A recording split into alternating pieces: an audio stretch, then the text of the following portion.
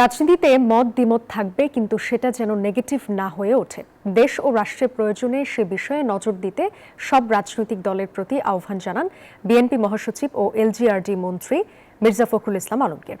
দুপুরে রাজধানীর কৃষি বিশ্ববিদ্যালয়ে নতুন শিক্ষার্থীদের নবীন বরণ অনুষ্ঠানে অংশ নিয়ে এই কথা বলেন তিনি। মির্জা ফখরুল বলেন, দীর্ঘ ফ্যাসিবাদী শাসনের অবসানের পর দেশ করার জন্য একটি নতুন সুযোগ এসেছে, এটিকে অবহেলা করা যাবে না। এ সময় দেশের প্রায় ২০ কোটি মানুষের খাদ্য চাহিদা মেটাতে কৃষি খাতে উন্নয়নে গবেষণার জন্য বাড়তি বরাদ্দ রাখার কথা জানান মন্ত্রী। প্রতিটা ক্ষেত্রে আপনাদের শিক্ষার্থীদের একটা অনবদ্য ভূমিকা আমরা দীর্ঘদিন এই পর্যায়ে আমরা উপনীত হয়েছি আজকের এই মহতী আয়োজনের সর্বাধিক প্রতীক্ষিত। এই রিভিল করা কিন্তু সোজা কথা নয়।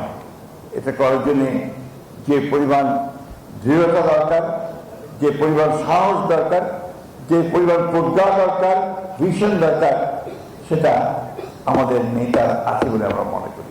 আজকে ক্রিয়েটিভিটিটা আপনাদের সকলের দরকার। আমি মনে করি যে আপনারা এই ক্রিয়েটিভিটি থেকেই বাংলাদেশকে নতুন করে গড়ে তুলতে পারবেন।